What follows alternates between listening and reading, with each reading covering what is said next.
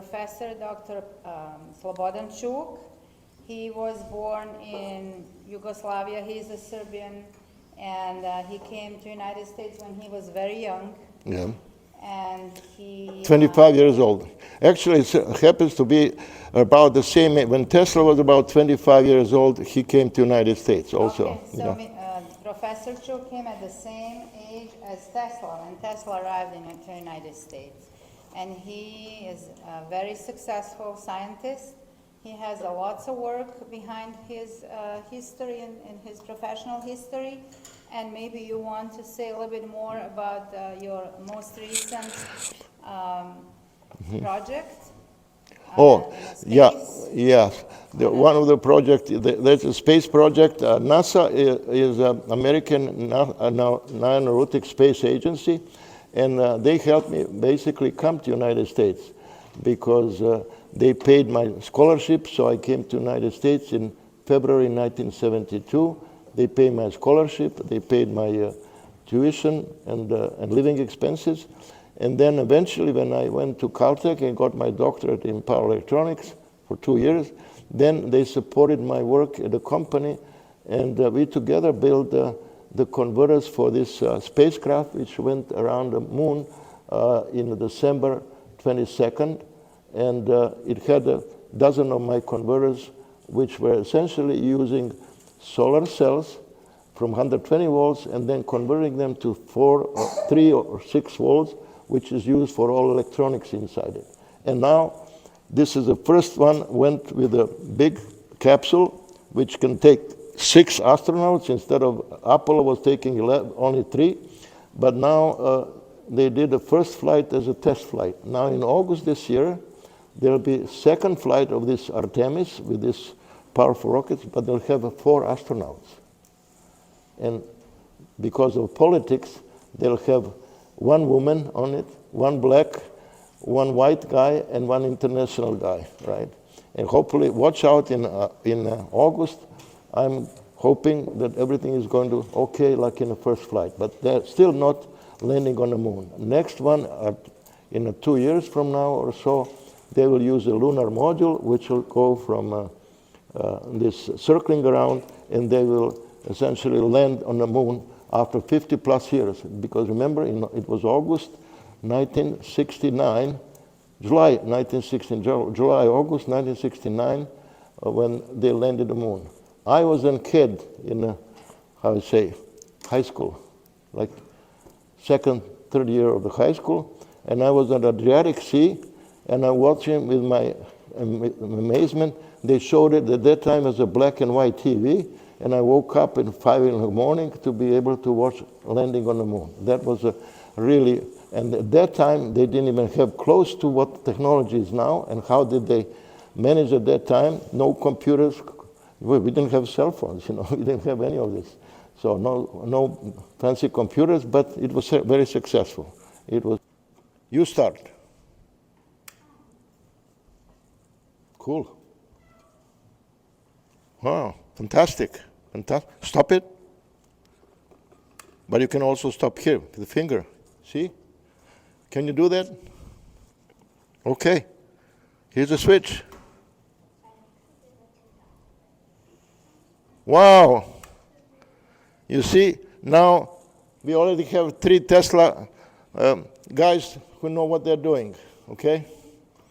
And you see, this is what Tesla did in 1893 at a World Fair in Chicago when he lighted a whole conference. But he used this Tesla, this rotating egg, to demonstrate this rotating magnetic field. What I did here, this is actual industrial motor. This motor, which is 1 kilowatt, very big.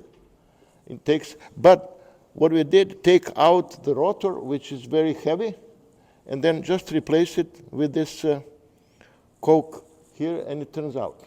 Now we have to do a few other things, because this works on a Tesla motor. I explain you when we get a little bit later. You need a Tesla polyphase system, 2 phases. So when you have your regular alternating current, uses your regular utility power, which is the sinusoidal, right? And if you wanted to, the problem was at the time, nobody knew how to make a motor run on just single sinusoidal current. And then Tesla invented two-phase current. And you know what is two-phase current? I'll explain you and show you on it. Two-phase current is, how many of you actually watch on surfing on the ocean, on the waves? Anybody did that? You did that? Yeah. Anybody did? Wow. You know what you have? Think about this two phases of Tesla like two waves. And when you're surfing on one wave, what you're trying to do? Catch one wave to take you certain distance. And then what you're hoping, after that wave passes down, you're waiting on a second wave to pick you up and take you further. That's exactly what he did here, except this is making it with electrical currents and not with the waves. But that's basically how he was able to make this rotor operating, because one wave comes in and carries certain distance around, and the next wave comes and finishes a circle, so this goes in around. So it's round, around, around all the time. The washer in a house and dryer, you need the motor, right? And the motor used in a washer and dryer is Tesla induction motor. It's called induction motor. But he not only invented the induction motor, he invented the whole concept of generation of power. So this, if you have here, instead of this Coke can, if I have put permanent magnet. I think you played in your classes something looking at the permanent magnet, how they attract things, right? If you put a permanent magnet instead of this here, and you do opposite, not put the alternating current here, two-phase current, but put permanent magnet, and you rotate it by force, mechanically. What do you produce? Then you produce this two-phase current, four-phase current. So this can work as both motors and a generator, see? And now 99% of the power in the world is produced by Tesla generators, so-called polyphase, two-phase, three-phase generator. But 99% of the power is utilized by his induction motor and synchronous motor. So he had an article, and he was very famous of making lectures, public lectures. When he did a public lecture, it was a show. He was a great showman. And when for preparing these public lectures, he only prepared some article. And when I was professor at Caltech in school teaching, I would give them their copy of his lecture, which was whole field of motors and generators, transmission of long distances. Everything was invented at that time. Is basically the same that we use it nowadays. So can you imagine 150 years, nobody can do something better. Now, I hope next generation of Serbians will come and help out to improve it further. But for now, this is a way that is whole world is lighted. And 1893 was the first demonstration of his alternating current, because this whole Chicago Fair, which was a huge thing, it was all lighted with the lights using his alternating current. And that's where the Edison DC system lost and his system won. And then from that time on, all the system is used by his three-phase system. The other, have you seen all these wires outside? Have you noticed that you typically have 3 wires going? And this is his three-phase system. This is two-phase, three-phase system, but there is no wire to, when you have a circuit, you have to be able to close the loop. Have a voltage exciting and then a circuit in it. But now he made it such that return wire is actually ground, so you don't have to carry. So this system is now so efficient, otherwise it'll be 50% efficient, but now all the wires carry their power. The other thing is what we'll maybe in the next lecture get into it. One biggest advantage of his AC system does not require any storage. Can you imagine how difficult it is now? Look at all these electric cars. Electric cars have so much battery storage, and that's make it heavier than gasoline cars, and it's a problem because you have to carry so much batteries. And now, if you want to have more power, you have to have more batteries. But his electrical system doesn't store any energy, even though it's time-changing, but each phase is time-changing, but all three of them working together provide a constant power. So you don't have to store any energy. That's why you can send it from, say in Russia, you can use, they have 11 time zones, and you can use to transfer electricity with a three-phase and so on. And if you have nowadays, you don't have to use, like Niagara Falls, mechanical power to convert it to electrical power. You can use solar cells. And solar cells, you can convert it into the power and feed this three-phase line. And so that is a big advantage because, and future space program. Now I have some of my converters in Orion spacecraft, which came on circled around the moon last December 22nd in 2022, circled around moon whole week and then came back. And the problem with the present system is if you want to go further into space, you have to carry all the gasoline or the kerosene. The further you want to go, the more you have to carry with it. But if you have now electrical power and you have solar cells, they are all available, so you can go 10 times or 100 times longer because you don't have to carry all that weight. And if you want to go further, then you have to have twice longer, you have to have twice more storage. And you don't need a storage because you're getting it from this solar cells, okay? Any questions so far? Anything. Oh, yes. That's I invented something which I called it optimum power conversion. That was half of my doctorate thesis at Santa Clara, the Caltech, which I did in 2 years. But then my professor there gave it the name Chuk converter. It was well known now as a Chuk converter. It was one of the 4 basic converters which exist. There were 3 prior ones which existed. Nobody was claimed to be inventor, and I invented the 4th one, which actually came better than the other 3. But now what happens is just in the last few years, I came to the conclusion, and that is something with the science. You never stop inventing. And my biggest accomplishments now is I not only made these 3 basic converters obsolete, but I also made my own converter obsolete. So, because I made it so much better, okay? And it is how I say, one thing that the longer you're in a certain field, the more you learn.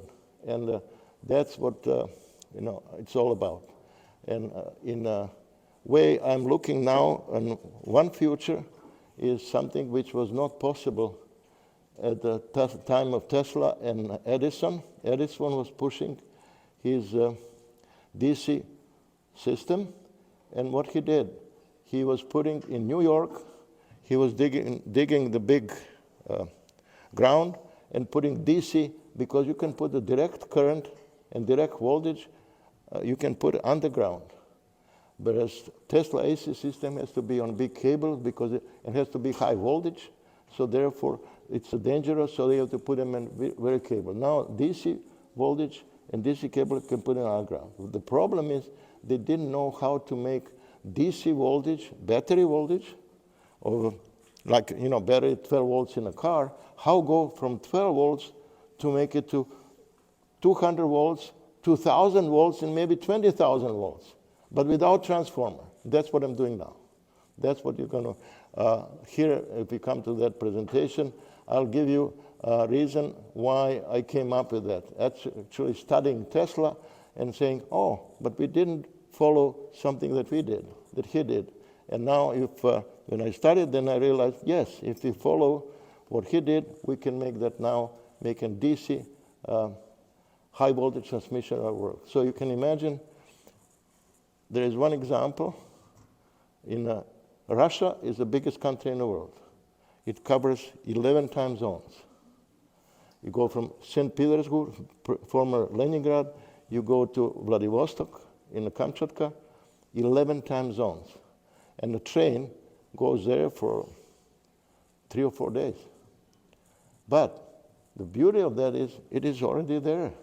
All you need is for DC transmission system, you put a DC cables inside between the track, 1 meter or a couple of feet down, and then what do? You can put every 100 miles, you can put a solar cells and use solar cells of few volts to get it up to few thousand volts, 50,000 volts. And it doesn't matter, it's all insulated and inside, it doesn't bother you. And because you are now, as the sun goes around for half a day, right? I mean, 12 hours, each 100 miles, you have a generating station, which is producing the power. So your power is all the time, as the sun goes around, it enables all these generators to operate, and the main thing, that is now what we call a renewable energy. There is no need for coal to burn and all that. It is renewable, available all the time. And once you build it, it lasts forever. So maybe the future will be basically DC high voltage transmission and utilization, and now you only have to invent a better DC motor. I still come to that yet. It still uses a classical DC motor. But anyway. How can you use your invention in real life? How do I use it? Say it louder. How can you use your invention in real life? How you can use your invention in real life. In a real life. Oh, Your it's okay. It is used in many different places. I'll give you one example in the medical field. My youngest daughter is actually a heart surgeon, and I'm working now with her, hopefully, to implement my latest high voltage DC conversion. I actually, what happened? The heart has an unusual thing. Heart can stop for 2 reasons. Just go ahead. How do you know your invention? How do I? How do you know your invention? Oh, how do I know invention? Very easy, because there is a patent system in United States and worldwide. And in order for your invention to be recognized, then you have to make application. When you make application for a patent, you are allowed to, if you get issued proof that you are the best, there is nothing like it before, you have to do 2 things. First, you have to show that anything, what they call it prior art, which exists, it doesn't even come close to what you are able to do. So you have to prove this body, which is issuing these patents, that your thing is better than anything else, right? And then once you have that, then the next thing is you have to build it and find the companies which are going to manufacture it and produce it, and then use it all over. I'm giving you one example that I had one company which was at that time startup. There's a lot of need. People have so it is called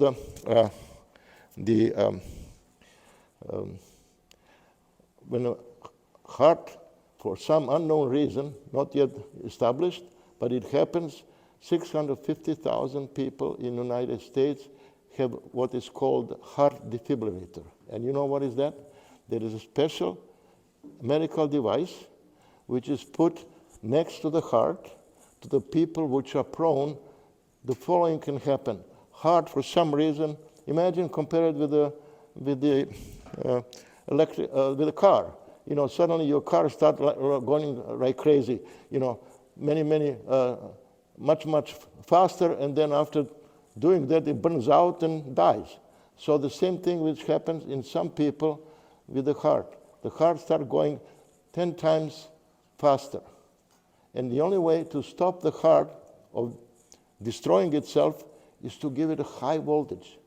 So what this defibrillator does, takes a 2-volt battery and increase it to 2,000 volts. And then, because it's put directly inside the body, it senses that it needs to give it a shock, and it is a shock.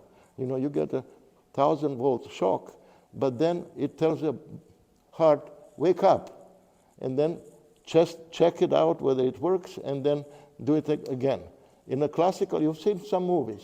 You see in some movies, they talk where someone has a heart attack or something, they bring some things and put it next over him, because that's this heart defibrillator, but it works externally. But the problem is, if it is not in your body and this heart defibrillator is external and it's on an attic in a 6th floor, by the time it takes you 2 minutes to get it down and bring it down, you're already brain dead, you know, so that doesn't help you. So you have to be constantly monitoring the condition of the heart, you know. And 650,000 were, you know, right now and in the United States every year. And it extends the life of the people which have this kind of condition up to 10 or more years. Yes, go for it.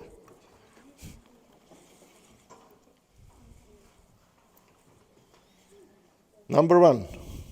Number 2.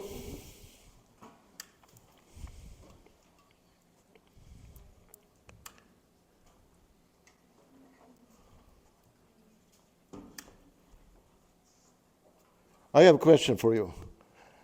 You are the inventor, right? What will happen instead of this Coke if I put a plastic bottle? If I put you know, when you have a water bottle, I put a water bottle inside. Would it turn around or not? She knows. Why? Because it's not, it doesn't attract to magnets. It has to be Magnetic? non-magnetic. It has to be metal. Why? Because metal conducts the current. And now if you put anything which is not metal, it will not turn. And like in your experiment here, you have this leg. If you make this, use a plastic egg, you know, like you have plastic eggs for Easter and so on, put a plastic egg, it won't turn, you know. So that's the magic. Okay, go ahead.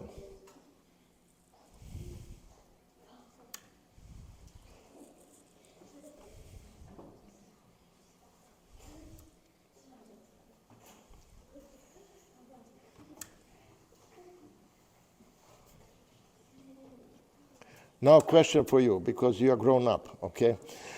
We already determined it's got to be metal. This is made out of which metal? You know what is this metal? Aluminum? Aluminum, perfect. You know, what do you think will happen if it's internal? And this is a how you say, challenge to all of you. Kids, try to find out metal can, but not made of aluminum, but made of copper. In fact, what I'll do is, if we can't find it, I'll make it custom made for me, okay? Now, if you put a same cane made out of copper, what do you think will happen? It'll go faster or slower or doesn't matter? Slower. Slower. How many say faster? You're right, and okay, well, you finished the school, so he finished electrical engineering, so it's cheating, right? Okay, yes, go ahead. I like your picture of Tesla. That's great.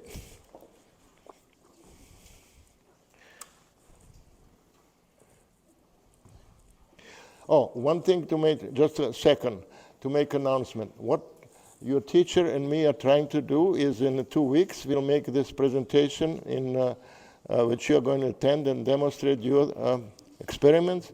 We are trying to get permanent house for your Tesla things and for your Serbian classes. So we want to get this close by, which is going to be a permanent home that you can study language. You study this reading lessons and 3 times a week and so on. So And hopefully by September, we hope to get a permanent place for all of you to study. And I'll come in once in a while if you invite me, right? Okay.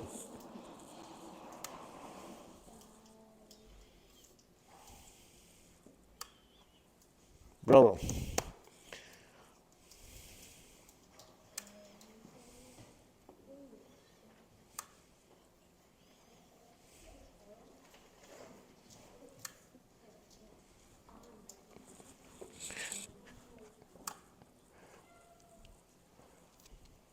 Cool.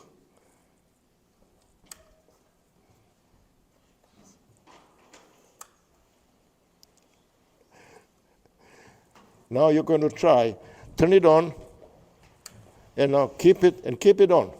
It won't go, right? Because you're able to stop it, right? But the big advantage of this is that it can start from original. Oh, look at this one. We have competition there. That's a cool.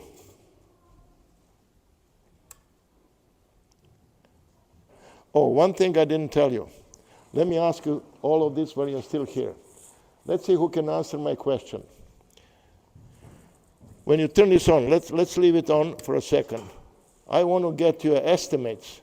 How far this rotates? How fast? You see what I'm saying? We are talking rotation. Do you have in your car, when your parents drive, you have a speed in miles per kilometer, miles per hour, but you have another one which is a so-called RPM, revolutions per minute, which gives the speed of it. And revolution per minute, I want you to tell me, what do you estimate here, how fast this is rotating? Is it per second? Is it 5 seconds, 10 seconds, 50 seconds, 100 seconds? 100 per second, 100 rotation per second.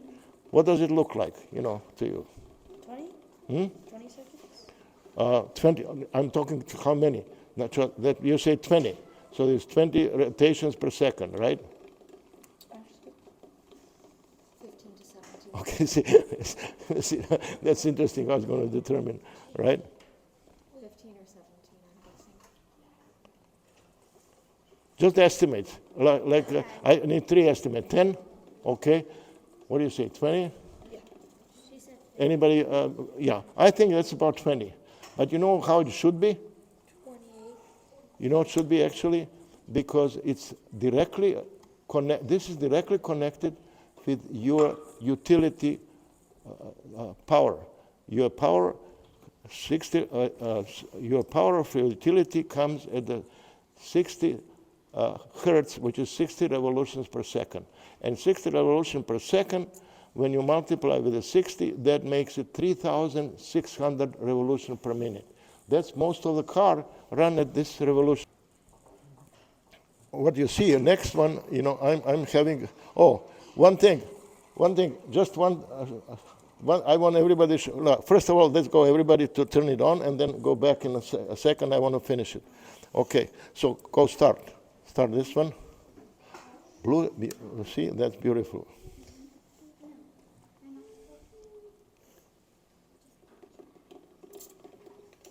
Okay, go next one.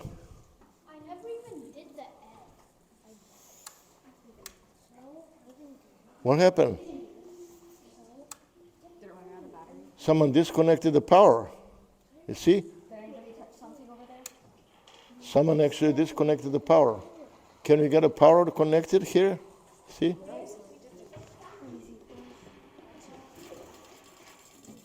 Okay. Very light spin. Okay, now you.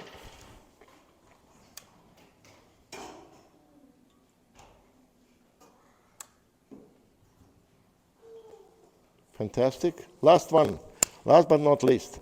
Now everybody, last concluding remarks on my thing. Look at this. Fantastic. The beautiful demonstration of rotating magnetic field. Okay. Now I want you, since you're there, take this thing from which is on the top. Take it with the egg. Use it. Take egg. Take eggs. Take it. Take it. Take eggs and use this bottom. Use this bottom Okay. Use this plate. Take the plate and put it on the side. Put this on it. It doesn't rotate. You see that? My God, what's happening?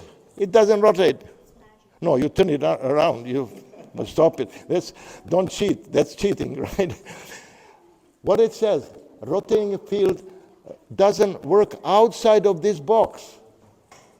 And you know, when you come on 2 weeks from now, on the 27th, I'll show you the big toroid with the two-phase windings, and then I put it on outside, and guess what? Do you think it's going to rotate outside or not? Of course, because I asked a question. Yes, it will rotate outside, but it won't. Inside will rotate one way, but outside it will rotate the other way. And that's another, demonstration of this particular thing. Okay?